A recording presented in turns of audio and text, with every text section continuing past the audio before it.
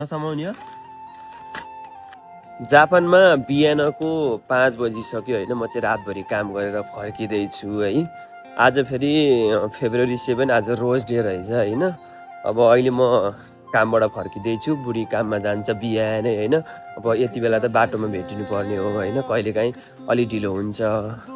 अब आज दिनभरि भेट हुन्न क्या। म अहिले एकछिनपछि फेरि काममा जान्छु। त्यसपछि म भोलि बिहान मात्रै आउँछु क्या घर।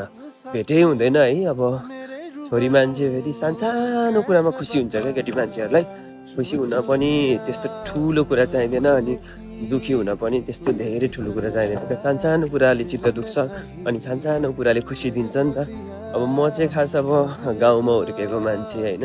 सबै कुरा यस्तो नयाँ जेनेरेसन त्यो हरेक कुराहरू चाहिँ मलाई थाहा छैन। हुन त म नयाँ जेनेरेसनै हो हुन त होइन। त्यो हरेक कुराहरू चाहिँ कसरी हुर्किएको छ भन्ने कुरा चाहिँ त्यो फरक पर्दो रहेछ क्या। मैले चाहिँ काममा लास्ट आवरमा किनेको क्या। अब बुढी खुसी हुन्छ होइन। जिन्दगी सर्वस्व सबै उसलाई सुम्पेपछि सानसानो कुरामा खुसी हुन्छ भनेर काममा त्यो अब ब्रेक पनि थिएन। दिउँसोदेखि काम छिरेको मान्छे 10 मिनट ब्रेक लिएर रोज किनेर ल्याएको थिएँ पनि होइन। त्यो बन्द गर्दा गर्दै अब बन्द भइसक्यो दिन्न भन्थ्यो। मलाई फुल मात्रै भइदियो नि त भनेर लिएको होइन। अब यस्तो चाहिँ यस्तो राम्रो त छैन। अब बुढी सुतिरहेको होला सायद। गइसक्यो रहेछ भन्दाखेरि म के हुन्छ थाहा छैन।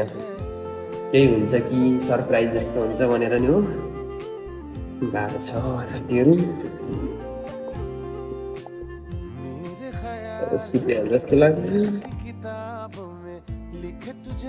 काममा जानुपर्ने मान्छे हो नि कहिलेकाहीँ अलि ढिलो हुन्छ।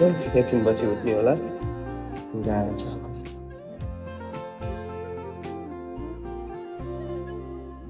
जैसे हम दीवाने थे ऐसे ही दीवाने हैं आज भी ये होठों पे तेरे ही तराने हैं मेरे ख्यालों में दिल की किताबों में लिखे तुझे मिलने के लाखों बहाने हैं शाम से है यूं बीत गए हम दुनिया भुला कर जीत गए हाय रब्बा हाय हेलो हेलो ओहायो गोजाइमासु। Happy rose day.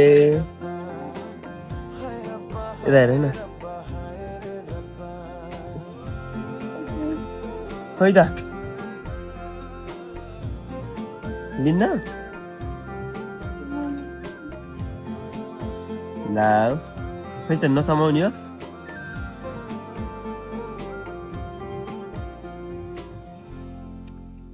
ल